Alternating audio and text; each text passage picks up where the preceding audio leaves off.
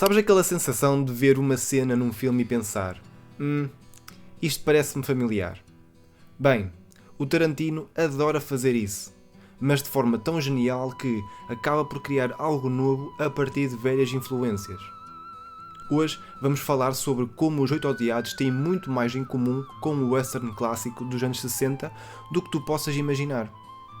O filme que vamos acompanhar chama-se O Grande Silêncio e, acredita, depois de ver isto, nunca mais vais olhar para o Tarantino da mesma maneira.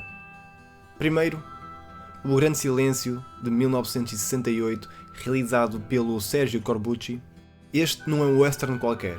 Em vez daqueles desertos escaldantes que estamos habituados, o filme passa-se num ambiente nevado e gelado, com um tom super sombrio.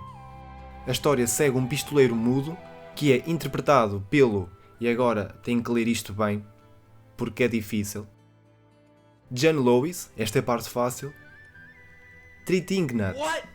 Eu não consigo dizer isto à primeira. Trintignant. Trintignant. Enfim, já perceberam. Que protege os camponeses de caçadores de recompensas maldosos. Já o vilão é um dos mais frios e calculistas que vais ver. Ele é interpretado pelo lendário Klaus Kinski e, sem spoilers, ou talvez um bocadinho, este filme tem um dos finais mais deprimentes da história do cinema. Em relação aos western spaghetti, muita gente conhece o Sergio Leone, que é o realizador do O Bom, o Mau e o Vilão. Mas e o Corbucci?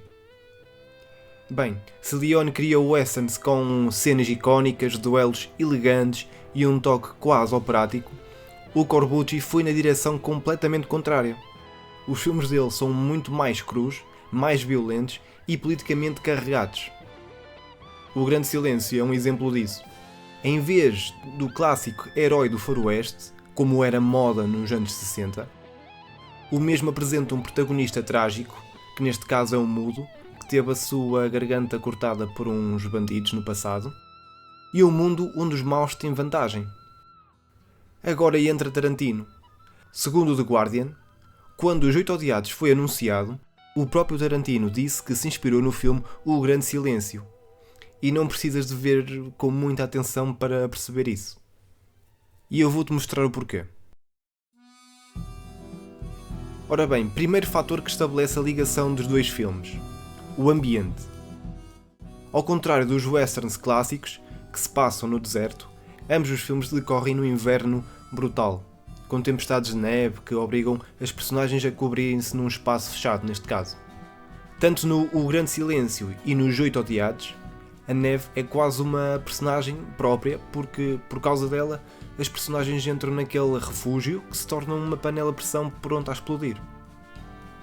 O outro elemento que estabelece a ligação entre os dois filmes, Os Oito Odiados e O Grande Silêncio, é a temática. Ambos os filmes falam sobre os caçadores de recompensas e sobre a violência que vem com essa profissão.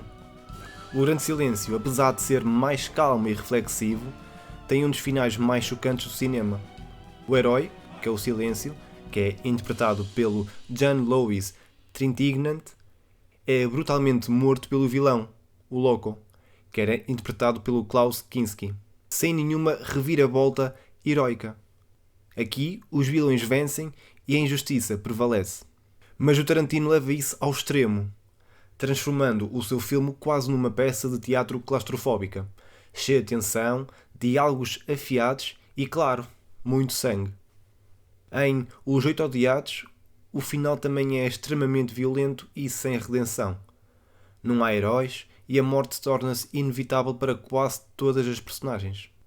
Ou seja, ambos os filmes invertem a expectativa de um final clássico do western, já que nos finais clássicos do westerns o herói triunfa sobre o mal. Mas nestes westerns, não. O último elemento que liga estes dois filmes é o tom. O Grande Silêncio é um filme pessimista, sem grandes heroísmos, onde a realidade é crua e cruel. O Tarantino pega nisso e, claro, mete o seu próprio toque, com personagens mais extravagantes e um ritmo mais elevado. O filme Os Oito Odiados é um filme misterioso, mas não apresenta alguém diretamente misterioso, tal como os westerns tradicionais. Ou seja, imaginem, alguém que entra num salão silencioso, que tem um passado obscuro, que nem sequer sabes se é verdade ou não, porque pode ser apenas da cabeça dele e que tens de ver o filme até ao fim para saber se ele é o herói ou o vilão. There's always a stranger that comes into the situation.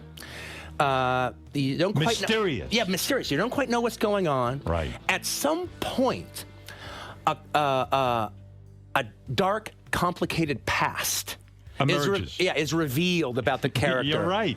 And you don't know if it's true or not. It's a thing that kind of hangs over the character's head.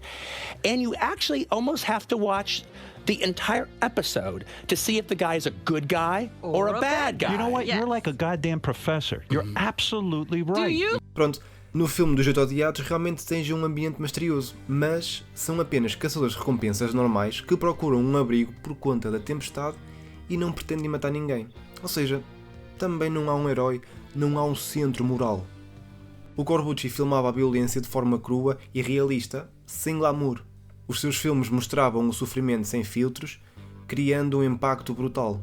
O Tarantino, por outro lado, pega nesse realismo e adiciona o seu estilo moderno. Dá espaço para o diálogo, cria tensão e depois liberta tudo num banho de sangue mesmo ao estilo dele. O Sergio Corbucci fugia ligeiramente ao western spaghetti clássico e é por isso que Os 8 Odiados também não é apenas mais um western. O Tarantino não copia, ele recicla, ele aproveita. E ao buscar inspiração em filmes como O Grande Silêncio, ele mantém viva a história do cinema, trazendo ideias antigas para as novas audiências. Olha, se ainda não viste O Grande Silêncio, fica a recomendação.